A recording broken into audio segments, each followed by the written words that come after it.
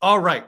Let me get into the stuff that's going to keep you up at night and is one of the reasons why we're having troubles as a We got to country. watch BAYMAX now, huh? So here we go. Yes, this is the Chris Rufo tweet. Some of you guys know Chris Rufo. He has been great in exposing a lot of the Disney bullshit. I've had him on a lot of my videos. I've like covered his tweets and like use those as, comment points to go on. But this is this is it. So he got a tweet here, exclusive.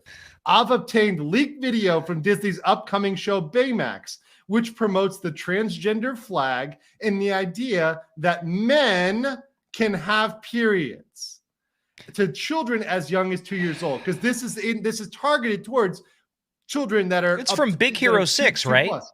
Yeah, Big Hero 6, they children's movie. It's this not. Is This is a little kid's movie from Pixar. Pixar again, folks. And the soul of Pixar is gone since John Lasseter was driven out from Disney. Mm-hmm. He got Me Too'd. Okay, for no reason. Yeah. He did not do anything wrong. This was so overblown. The soul of Pixar is gone. He and all the guys that made Toy Story and Monsters Inc. and Ratatouille and WALL-E, they're all gone. They've been gone. Mm-hmm. Mm-hmm. This is what you get now. And the funny thing is, you know what's funny too, Valiant? Because I almost wonder, are they targeting these kids' movies? Are they trying to target them at the older adults, the people who haven't grown up, the pixie dusters that are 35 years old, are my age, and they live with their parents, and they, maybe they live around Orlando or they live around California. They're going to Disney every single day. They're, the grown kids, the kidults. Actually, in Korea, they call them kidults. They're actually kidult cafes here for, people who are very, very immature adults. And I understand escapism. I understand, being able to escape the normal life. But I'm talking about people who, 24/7 eat, leave, breathe, and kind of shit this sort of stuff.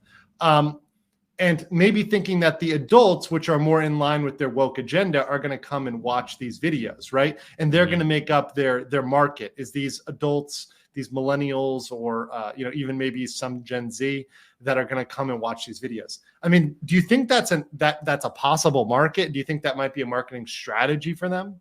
Yeah, if it is, you have to delineate that in the marketing. You have to say that, okay, this is Disney teen, or this is, this is when people see this, they assume that this is, this is a Disney animation or Pixar, and they don't differentiate. And somebody in the chat said, yeah, Big Hero 6 was Disney animation.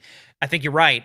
My point is this: when I bring up John Lasseter and Pixar, so everybody out there understands, because I talk about this a lot on the channel, and I forget to explain sometimes when I'm guesting over at other places like this.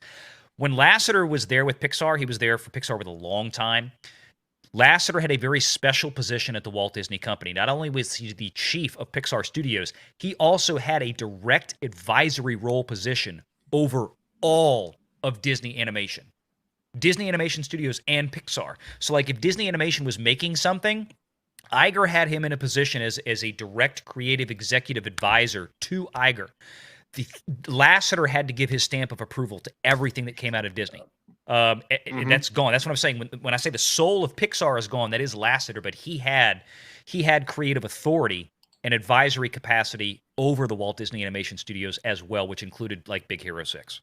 Got it. So let's roll this, guys. Get ready to get triggered. By the way, so Spitfire says, where do these beta men put the tampons? Oh, you're about to find out. You're about to find out real quick. Pay attention. Here we go. Excuse me, which of these products would you recommend? Oh, well, these are the tampons I usually use. Thank you. I prefer It's gentle. They're more comfortable for me. Thank you. I always get the ones with wings. Thank you. Get unscented and bleach-free if you can. Thank you. Yo, my daughter loves these. Thank you. These might be easier if it's her first period. Thank These are really environmentally friendly.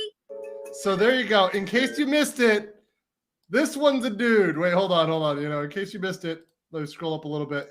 This is a dude. This is a dude right here. Yeah. So that's what they're promoting right now. And look, I know this comes at a time when, and this is from Libs of TikTok. This is another one right here. But when we've got, let's see if it loads. Okay, when we've got literally public libraries. There's a library in Houston, public library teaching 0 to 2 year olds about gender pronouns. And 2 to 4 year olds about pronouns. I know this is an era when this stuff is being more normalized. But to me, look, you have a family, and this is why I like having you on Valiant, because like you don't just have a good, mental mind, but you have a family, you've had kids. I don't want to have that. If I was a parent, which I'm not, but if I was, I would never want to explain to my child at like 2 why a man has a period, even what a period is. Frankly, I was about to say, that's just like, do I care if my 15 and 17-year-old daughter watch this? No, I don't. It doesn't matter. But the point is that the way that this is presented, because Disney, of course, this is a brand that has a tradition, right? It's fun for all audiences of all ages, and it's general audiences. That's what the rating, G means, is general audiences. But yeah, it's like you bring in, it's like if my daughters were still 5 and I brought them in, and it's like we're going to sit down and watch a Disney show or a movie and they're talking about tampons and periods, my wife would have been like, what the fuck? I'm like, that's not a conversation that my wife would have been prepared to have with our daughters at 5 years old or younger. Or even at 10, it's not to that point. If you're married and you have daughters, then you'll probably know out there, you moms out there and you dads that have wives and dads that have daughters, you'll know that usually mom starts having that conversation with daughters around 11-ish. Wait, so you didn't have that conversation? You weren't the guy who led that conversation, Valiant? I'll put it this way. My ass left the house and went to the bar while my wife was having that conversation, because I just like nowhere I'm getting around that. I like look, I'm going to have the talk with Renegade Jr. He's 11. He just turned 11. That's your job. That's your job. Exactly. And we're not quite there yet, but we're getting close to that point, probably in the next about a year from now. But I mean, this is what all dads have to go through. But the point is that is talking about this in a show and having this, is it inherently wrong? No. Mm-hmm. It's not. And I want to get even with all the, the LGBTQ stuff they're putting into Disney stuff now, inherently, is it wrong to have, a lesbian couple that has a child together like Lightyear, which I know we're going to get to? No, it's not inherently wrong. The issue is that these are properties that are being marketed, as they've always have been, because they have the Disney title in front of it, to general audiences, to young children. And it's like, that's just not a conversation that this is not appropriate, because you're putting parents in a position to have to talk to a 4-year-old or a 5-year-old about this. And that's just inappropriate.